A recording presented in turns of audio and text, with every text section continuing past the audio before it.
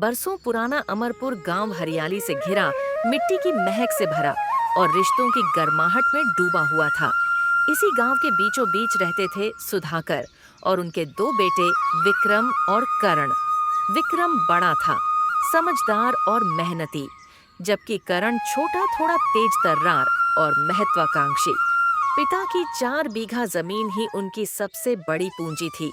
माँ का देहांत बहुत पहले हो गया था, इसलिए घर की देखभाल और खेती की जिम्मेदारी दोनों भाइयों पर ही थी। सुधाकर हमेशा कहते, बेटा, जमीन से ही पेट पलता है पर प्यार से ही घर चलता है। मेरी तबीयत अब पहले जैसी नहीं रहती। मेरे जाने के बाद तुम दोनों की एकता ही तुम्हारी तरक्की की चाबी होगी। इसीलिए हमेशा साथ रहकर चलना। विक्रम इन बातों को दिल से लगाता, मगर करण को लगता कि अब वक्त बदल गया है। उसे यह सब पुरानी बातें लगती थीं। वो शहर जाकर कुछ बड़ा करना चाहता था। एक दिन सुधाकर की तबीयत बिगड़ गई। इलाज के बावजूद वे चल बसे। उनके जाने के बाद घर में सन्नाटा छा गया। पिता की मौत ने दोनों भाइयों को झकझोर दिया, मगर कुछ ही दिनों में बात जमीन पर आकर अटक गई। पिता ने कोई लिखित वसीयत नहीं छोड़ी थी, बस यही कहा था कि दोनों बेटे मिलजुल कर रहे। पहले तो दोनों ने साथ खेती की, मगर करण को लगता कि मेहनत ज्यादा वह करता है और फायदा विक्रम उठाता है। उधर विक्रम सोचता कि करण अब घर से दूरी बनाने लगा है। धीरे धीरे बातों में तल्खी आने लगी। एक दिन करण ने विक्रम से कहा, वाह रे वाह, भैया आपको छोटे भाई की कमाई खाते शर्म नहीं आती? आप तो बड़े हैं, आपको तो ज्यादा मेहनत करनी चाहिए। जब देखो तब कहीं ना कहीं जाने के बहाने ढूंढते रहते हैं। ये जमीन मेरे अकेले की नहीं है, आपका का भी हिस्सा है, तो आपको भी मेरे साथ काम करना होगा। मेरे भाई पिताजी अब नहीं रहे। उनके स्थान पर मुझे रिश्तेदारी निभाने जाना पड़ता है, वरना कल हमारे यहाँ कौन आएगा। और रही मेहनत की बात, तो जब तू छोटा था तब से मैं काम कर रहा हूँ। मैंने तो तुम्हें कभी नहीं कहा। गांव के मुखिया ठाकुर रणवीर सिंह समझाते, अरे भाई में दीवार मत डालो। तुम्हें तुम्हारे पिता के संस्कार याद रखने चाहिए। वह हमेशा कहते थे कि एकता में ही ताकत है। तुम तो उन्हीं का खून हो, तो दोनों मिलकर रहो। मगर मन में जो दीवार खड़ी हो जाए उसे कौन गिराए। एक दिन करण ने साफ कहा, भैया अब बंटवारा कर ही लो। मैं अब आपके साथ और नहीं रह सकता। मैं अपना हिस्सा अलग चाहता हूँ, आप अपने रास्ते में अपने रास्ते। छोटे, तू ऐसा क्यों कह रहा है? एक काम कर, कल से तू मेरे काम कर, मैं तेरे काम करूंगा। नहीं मतलब नहीं, अब से अलग। मुझे कुछ नहीं सुनना। विक्रम ने चुपचाप करण की बात मान ली, पर उसे उसके पिता की आवाज आई जैसे कह रहे हो, यही तो नहीं चाहता था मैं। लेकिन अब बात हाथ से निकल चुकी थी। विक्रम ने कहा, करण, तू जो चाहे ले ले, मुझे बस पिता की इज्जत चाहिए। 4 बीघा खेत 2 हिस्सों में बांटने की बात तय हुई। दोनों खेत पहुँचे। खेत पहुंचकर करण ने कहा, भैया मुझे वो हिस्सा चाहिए जिसमें कुआं है। वो तो उपजाऊ हिस्सा है, बाकी खेत बंजर है। इस हिस्से में तो बस एक बार ही नहर का पानी आता है, उसी से काम चलाना पड़ता है। क्या मैं कम लायक हूँ? मुझे भी बराबर हक चाहिए। सबसे अच्छा हिस्सा आप रखना चाहते हो क्या? दोनों का हक बराबर है, मगर कुआं एक ही है। तो ऐसा करते हैं, आधा उपजाऊ, आधा बंजर और आधा कुआं दोनों में बांट लेते हैं। उससे किसी एक को बुरा हिस्सा ना मिले, दोनों को बराबर मिले। कुआं कैसे बांट सकते हैं आप?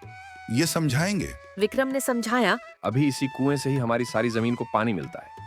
तो इसी तरह हम दोनों बारी बारी सिंचाई करेंगे तो हम दोनों के खेत को पानी मिलेगा। और जब नहर का पानी आएगा, उसको हम कुएं की ओर मोड़ देंगे। उससे हमारे कुएं में पानी कभी नहीं सूखेगा। नहीं नहीं, मैं आपकी इन बातों में नहीं आने वाला। मुझे तो यह कुआं पूरे का पूरा ही चाहिए। मगर करण कुआं बांटना नहीं चाहता था।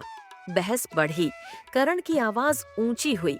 विक्रम को हैरानी हुई। यह वही करण है जो उसके साथ कभी एक थाली में खाता था।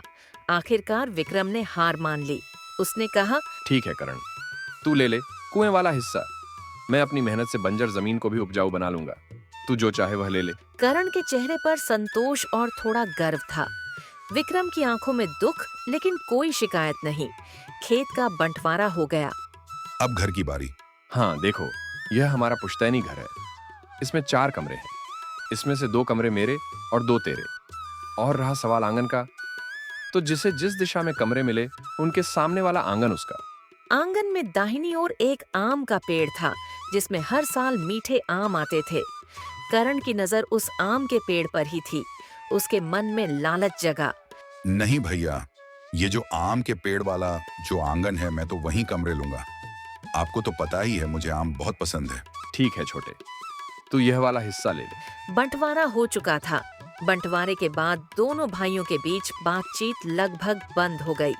करण की पत्नी ने उसे कहा, सुनो जी, आपको नहीं लगता आपने जो किया वो गलत किया? गलत? क्या गलत किया मैंने?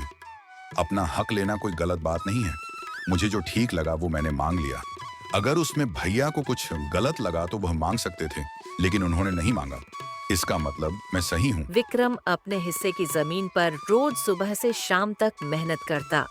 उसने बंजर खेत में गोबर डाला, नहर से पानी लाने की कोशिश की और नई फसल के बीज बोए। उधर कर्ण अपने कुएं वाले खेत में आराम से खेती करता। उसे लगता था कि अब जिंदगी आसान हो गई है। शुरू में उसकी फसल अच्छी निकली। गांव वाले उसकी तारीफ करने लगे। करण तो बड़ा समझदार निकला, अच्छा हिस्सा ले गया। लेकिन उसने जो किया वो ठीक है। नहीं भाई, मुझे तो नहीं लगता। लेकिन विक्रम इतना मूर्ख है ये मुझे नहीं पता था। उसने अपने हक के लिए आवाज तक नहीं उठाई। विक्रम की पत्नी ने यह सब देखा था, लेकिन वह कुछ नहीं बोली। पर फिर एक बार उसने कहा, आपने अपना हक क्यों नहीं मांगा जी? यह सब आपने अपनी मेहनत से कमाया था। ससुर जी कहते थे कि इस घर की हर ईंट मेरे विक्रम ने लगाई है। इस घर को बनाने में उसका पसीना बहा है। कुआं भी आपने अपने हाथों से खोदा। तो फिर आपने यह सब देवर जी को क्यों दे दिया? क्योंकि वह मेरा छोटा भाई है। मैंने जीवन भर यही प्रार्थना की कि उसे कभी तकलीफ ना हो, वह हमेशा खुश रहे। अगर उसकी खुशी इसी में है तो यही सही। लेकिन आप चिंता ना कीजिए, अगर हमारी निष्ठा सही है तो ऊपर वाला हमें उसका फल जरूर देगा। लेकिन वक्त का पहिया घूमता है। अगले साल बारिश कम हुई, कुएं का पानी सूखने लगा।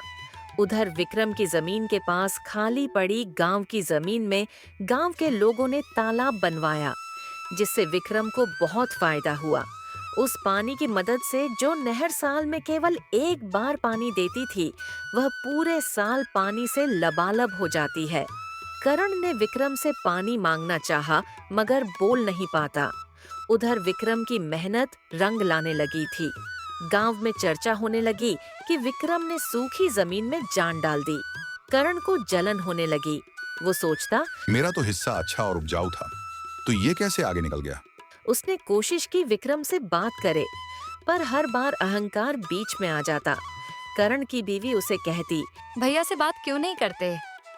आखिर खून के रिश्ते हैं, वह मना थोड़ी ना करेंगे। लेकिन मन के भीतर एक टीस थी। जो जमीन का बंटवारा हुआ था, वही दिलों में भी उतर आया था। अगले साल भी गांव में भयंकर सूखा पड़ा। फसलें जल गईं, कुएं सूख गए। गांव के लोग परेशान थे। करण का खेत पूरी तरह बर्बाद हो गया। उसके पास खाने तक को अनाज नहीं बचा। विक्रम ने अपनी फसल से कुछ हिस्सा बचाया था। वो रोज खेत में काम करता रहा, भले ही सूरज आग उगलता रहा। जब करण के घर में भूख की नौबत आई तो उसकी पत्नी ने कहा, सुनो जी, कब तक हाथ पर हाथ रखकर बैठोगे? भैया के पास चलो, मदद मांग लो। करण का सिर झुक गया। उसे शर्म आ रही थी, मगर आखिरकार वह विक्रम के पास पहुंचा।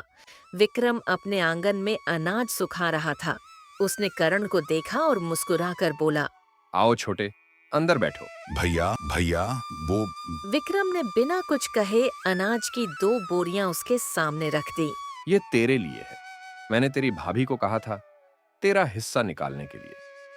अगर तू नहीं आता तो भी मैं तुझे यह देने आता। भैया माफ कर दो, जमीन बांट ली थी पर रिश्ते नहीं बांट पाए। आज समझ आया कि बंटवारे से सुख नहीं मिलता। छोटा हूँ, मुझे आपके पास रहने दो। जो बीत गया उसे भूल जाओ। पिता की आत्मा तभी खुश होगी जब हम एक होंगे। भैया अब हम एक ही खेत में हल चलाएंगे जैसे पहले। दोनों ने मिलकर खेतों की मेढ़ें तोड़ी, बीच की दीवार गिरा दी। धीरे धीरे खेत फिर हरे होने लगे। विक्रम की समझदारी और करण की मेहनत ने मिलकर चमत्कार कर दिया। इस बार फसल इतनी अच्छी हुई कि दोनों के घर अनाज से भर गए। इस कहानी से हमें यह सीख मिलती है कि हमारी तरक्की हमारी एकता में ही है। हमें हमारे संबंधों में अहंकार को आड़े नहीं आने देना चाहिए।